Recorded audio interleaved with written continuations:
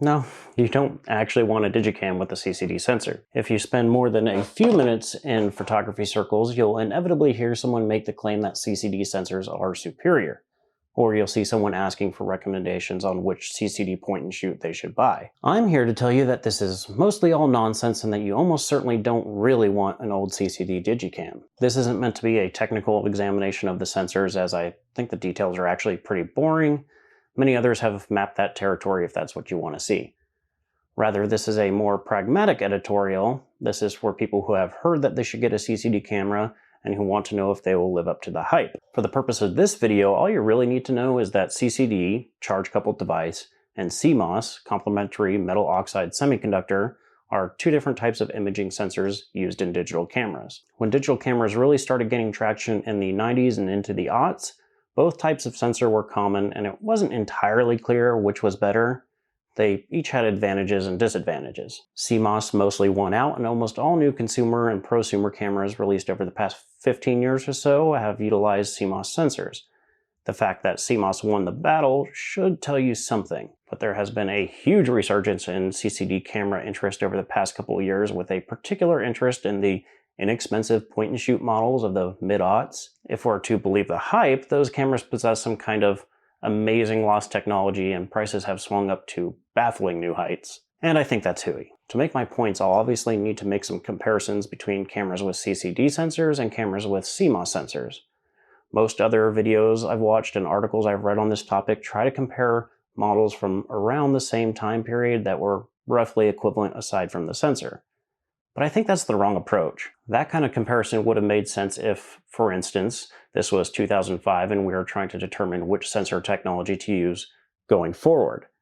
In that case, we would want an objective comparison that controls for as many variables as possible. But that's not actually what we're trying to determine, is it? What we actually want to know is whether an old CCD camera is worth bothering with today, and if those cameras provide any advantage in the modern age. That's why I think it makes more sense to compare the old CCD Digicams with today's options, namely smartphones and mirrorless cameras. Before we get to those comparisons, we should talk about why people think they want 20-year-old point-and-shoot cameras. They're all scratched up in junk drawers just a decade ago, so why have they become so sought after over the past couple of years? There seem to be two reasons, which I'll call image vibes and the experience, man. Image vibes covers the attributes of the photos coming from the camera. CCD evangelists tend to use language like film-like and organic, while dismissing CMOS images as clinical or too perfect. In fact, I've seen numerous people make the claim that a CCD Digicam is like a film camera with unlimited film. I have a lot of opinions of this kind of language and the psychology behind it,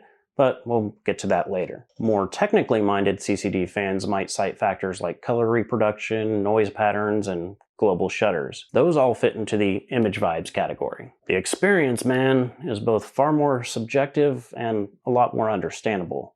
Simply put, advocates say that these cameras are fun for their own sake. That should really apply equally to CMOS and CCD Digicams, but discussions on the topic always seem to focus on CCD models in particular. This is the same motivation that pulled cassette tape players from the grave, and that makes people ignore the fact that a modern Toyota Corolla is faster than most of the muscle cars of the 70s. Jokes aside, I do get the appeal. The modern world is too connected sometimes, and every device feels like it's supposed to do everything, but doesn't actually do anything very well.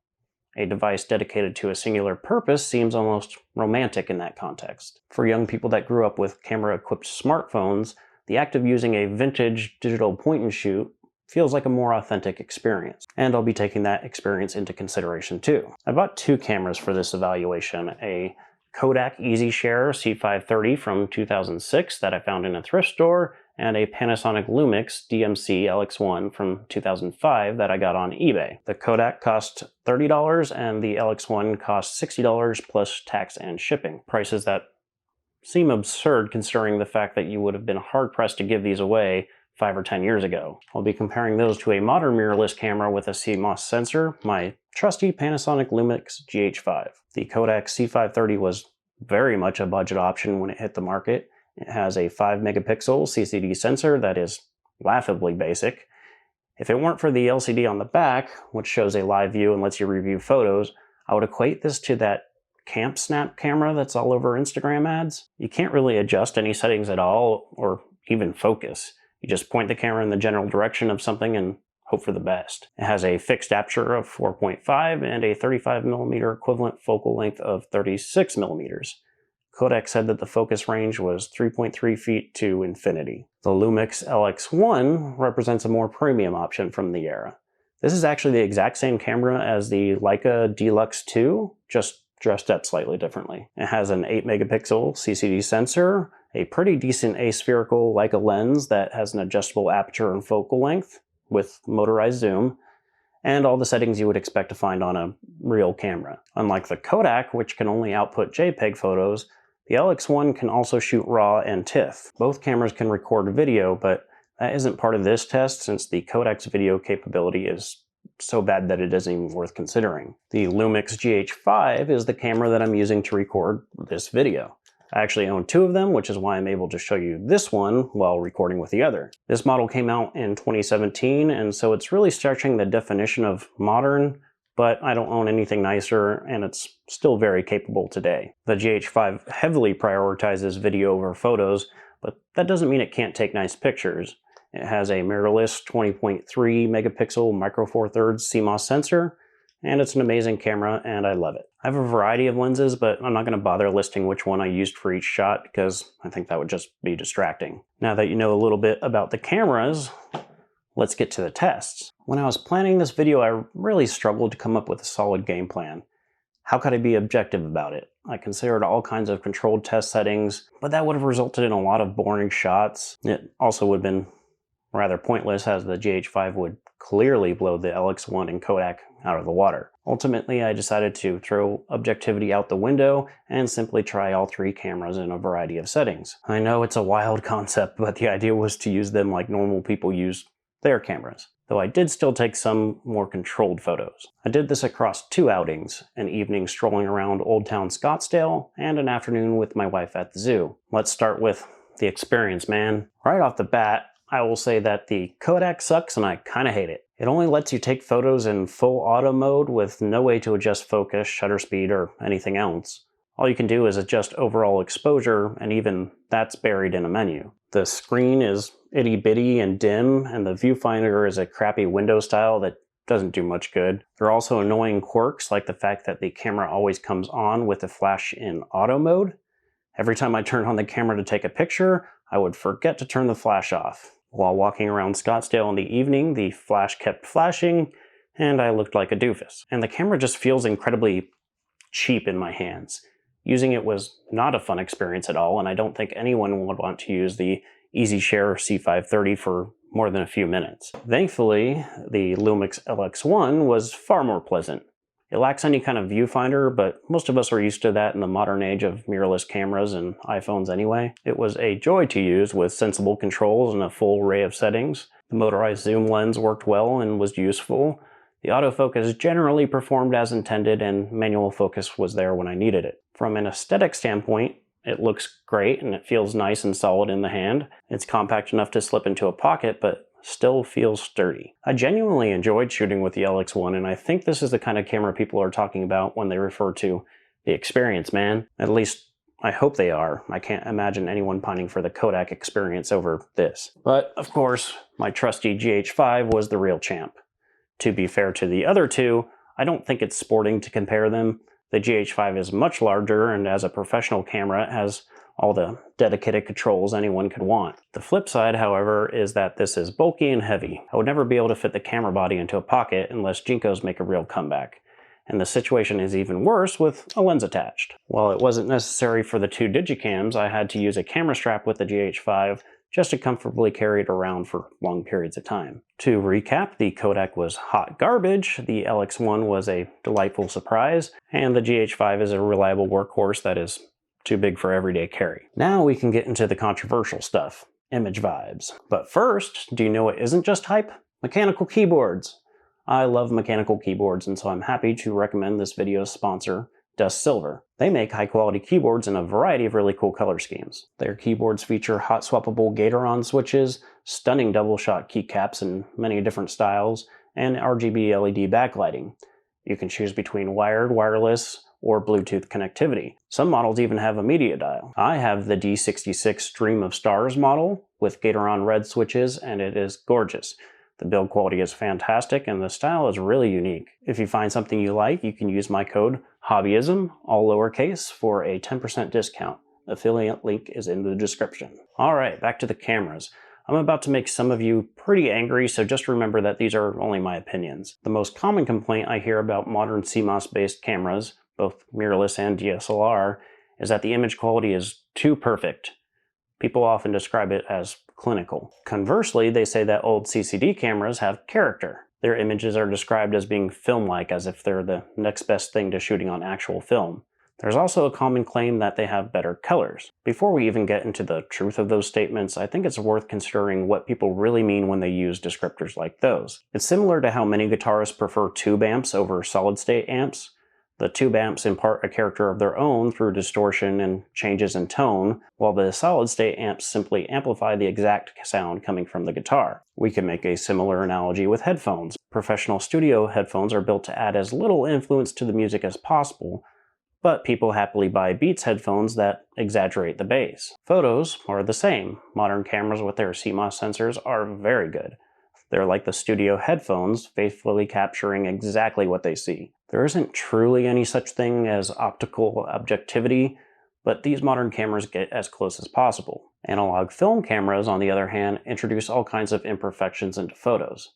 Like the tube amps, they leave their own mark on the art, and many people really like that. The idea is that CCD sensors do something similar and add character to photos that today's CMOS cameras can't match with all their perfection. After testing these cameras, and living through the end of the film era and the beginning of the digital era, I have to say that I think that's hogwash. I owned and used film cameras as a kid and can confidently say that these CCD digicams are nothing like them. The CCD cameras do leave some imperfections in photos, but they aren't comparable to film and I don't see them as desirable. Almost every photo that came out of the Kodak, for example, was bad.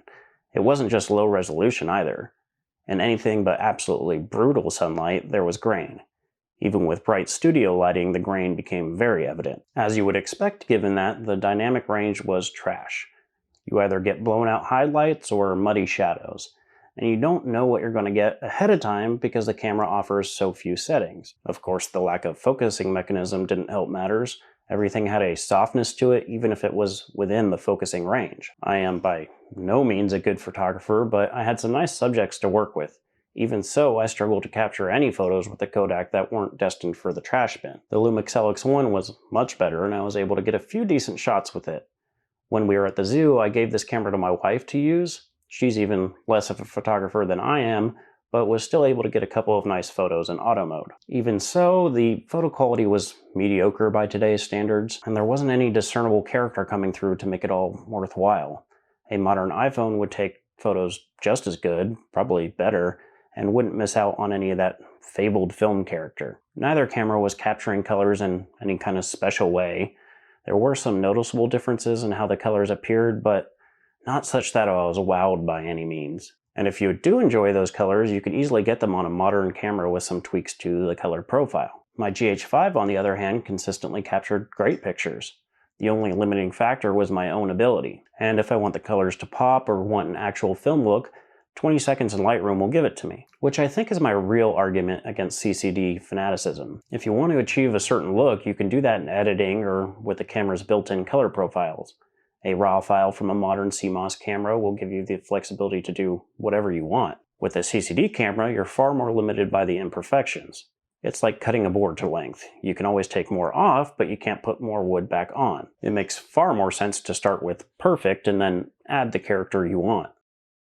If the CCD cameras were turning out truly special photos, there might be an argument in favor of the authenticity, but in my experience, they didn't. Most people could never differentiate a CCD photo from a CMOS photo, except that the old cameras tend to take worse photos than the new ones. So, what are my suggestions for people? Well, there is something to be said for the experience of using a point-and-shoot camera. If you're the type of person who carries a dedicated MP3 player or that writes in a moleskin notebook, you may enjoy the experience. I do, however, suggest going with a nicer model like the LX1, and it probably doesn't even need to be a model with a CCD sensor. For everyone else, I think what you're actually chasing is nostalgia, quite possibly nostalgia for a time you never lived through yourself. Gen Z seems particularly interested in these cameras, and I understand that. It's similar to my fascination with 8-bit computers, which were becoming outdated when I was born. But I want to stress that these CCD digicams aren't going to give you the photos you're probably imagining. They just output digital photos that look a little crappier and that might have a few minuscule differences that only pixel-peeping enthusiasts can even see. Which begs the question, why is there so much hype around these cameras? First, I think it's a fad, a trend for photography enthusiasts to latch onto. People get bored talking about the new G9 II or whatever all day, so they want something a little more interesting to discuss. There's also a serious hipster element to this. CCD digicams are now vintage, and there's a certain type of person for whom that scratches a very particular itch. I get it, because I am very often that type of person. I recently made a video about how great the Zune was, so I'm not judging that hipster urge. And finally, there is a certain amount of mysticism growing around CCD cameras. Many people today aren't old enough to have experienced them when they were new, and the rest of us haven't used them in many years, so there's novelty there. It's like going to a 90s themed bar that celebrates the best part of the decade while ignoring the rest. Both of these cameras came out just before I would have graduated high school. My friends and I used models just like them throughout high school and college, so I have fond memories associated with this technology. But while nostalgia can feel nice, it can also be insidious. These are just cameras, and bad ones by modern standards. The imperfections don't add authenticity or make the photos look like film, they just look a little worse. In my opinion, what most people actually want is a good Instagram filter for the photos that they snap on their smartphones. Thanks for watching.